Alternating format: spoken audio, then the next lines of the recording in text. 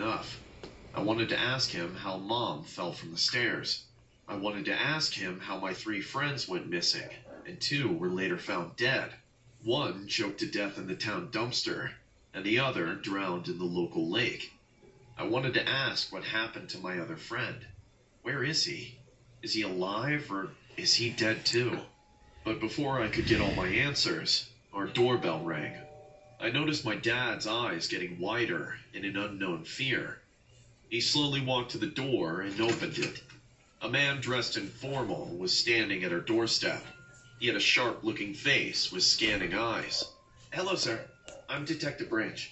I'm working with the police department. We're interviewing everyone in the area for the gruesome murder of the truck driver.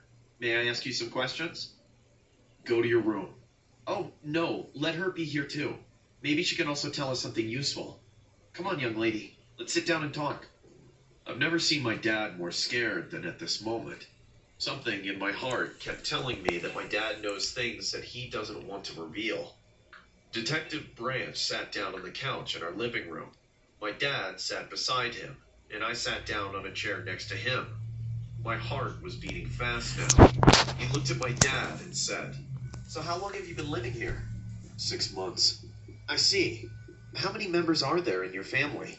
"Just me and my daughter." "And your wife?" "She died 6 months back." "Oh, I'm sorry.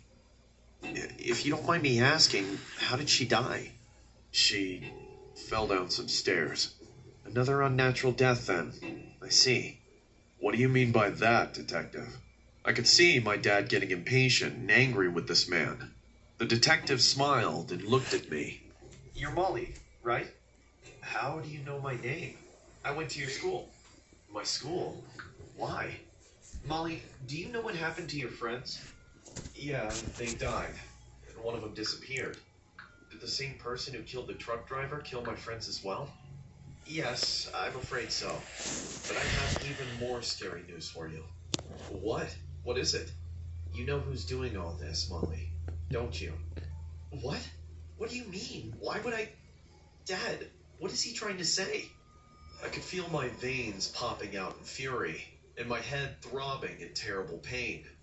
My dad got up and screamed, "Go to your room, Molly. And you, get the hell out of my house. We don't know anything about these murders." "Come on, Mr. Johnson. How long will you act like a fool and pretend nothing is happening? I've checked the CCTV footage of the night the truck driver got murdered. I've seen who stopped his truck and lured him into the woods." Their argument was heating up. Meanwhile, I couldn't bear this excruciating pain in my head. I jumped from my seat, screaming at the top of my lungs, and then everything went black. When I woke up, I saw the entire house was silent. My father was dragging something away. As my vision adjusted, I saw he was dragging the bloody corpse of the detective Branch into our basement. He had no eyes, just like the truck driver. "Molly, you're awake. Go wash your hands now.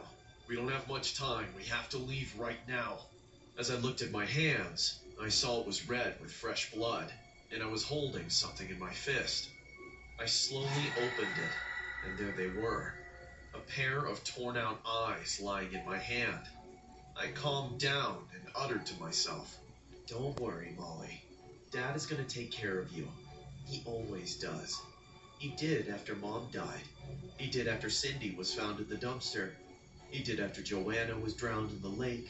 He did when Jason was pushed from the cliff. And he did after the truck driver was stabbed. He will do it this time as well." I'm a doctor, and it's not only our job, but also our responsibility to take care of the patient. But not every patient is the same. Back when I was working in a small town hospital, I was young and new to the profession. But it only took me a few days to get accustomed to the workers and patients there. There were 4 other doctors, and we all reported to the head of our department, Miss Saunders. She was a tough person to impress, being honest. Every doctor was terrified of her. Not a single mistake could go unnoticed by her. I wanted to prove myself, hence I showed effort in my work. To do so, I had to take a lot of night shifts. I lived alone, distant from my family, so I didn't mind staying at the hospital most of the nights. All the patients called me Dr. Cooper. There were patients of various age groups, but there was this one little girl named Tiara.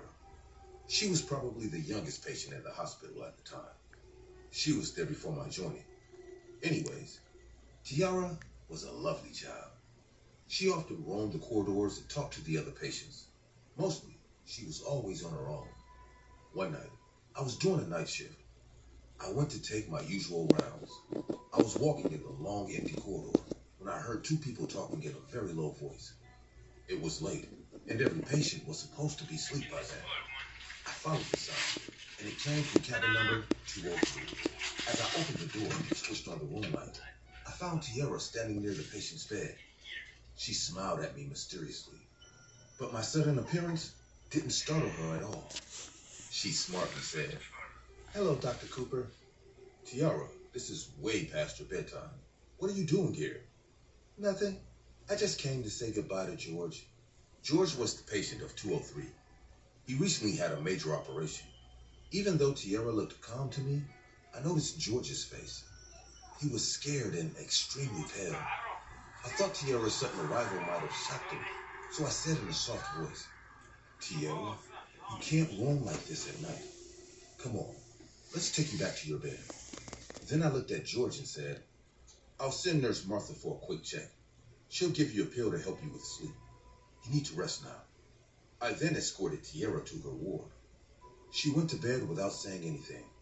This small encounter didn't worry me at all until the next morning. I went home around 4 after finishing my night shift.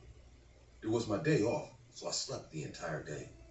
The next day, at work, when I was passing by room 203, I thought to check on George. But after opening the room door, I saw another patient was sleeping on his bed.